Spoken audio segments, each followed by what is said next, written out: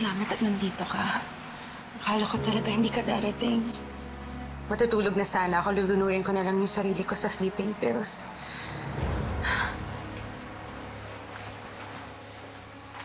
Divina, ano ba nangyayari sa'yo? Bakit ka ba nagkakaganito?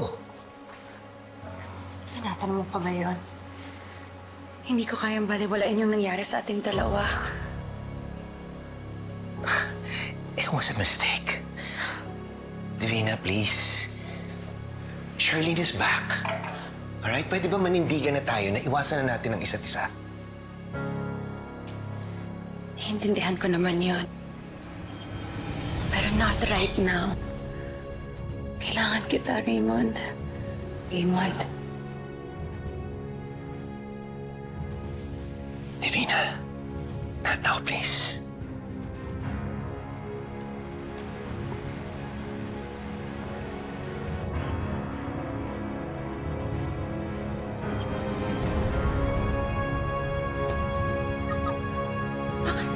Charlene, kotse ni Charlene yan. Oh my God!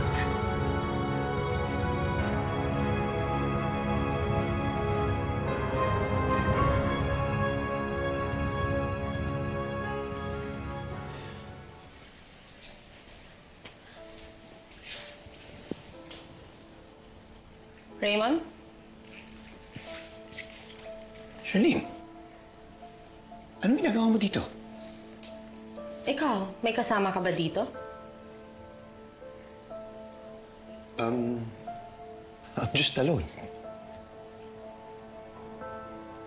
Anong ginagawa mo dito?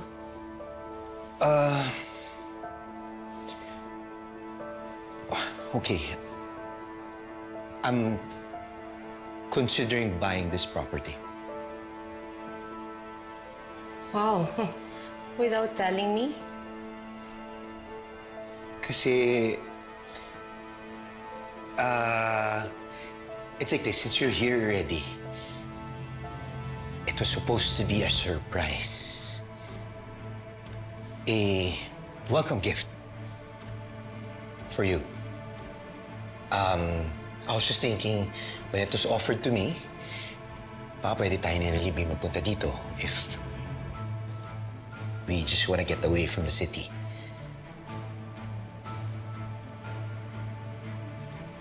Ikaw, anong ginagawa mo dito? Sinusundan mo ba ako, Charlene? La, never mind. Umiinom ka pala ng red wine. I didn't know that. Akala ko ba mahilig ka lang sa whiskey and beer?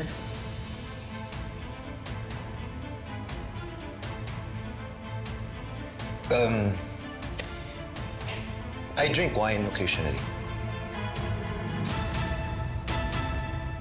Han, would you mind if I check the house? Since bibilin naman natin to, I wanna know if magugustuhan ko.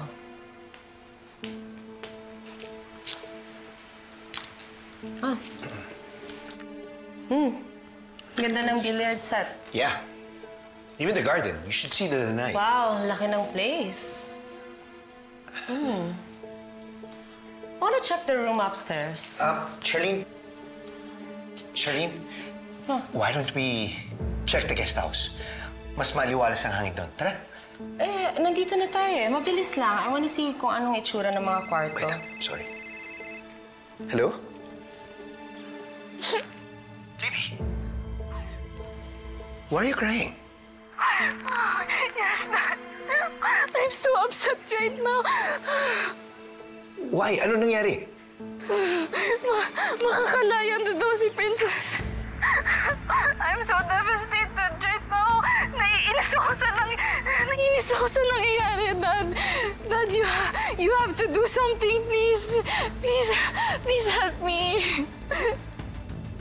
Sige, tutulungan ka namin. Hintayin mo kami, uwi na kami ng mami mo.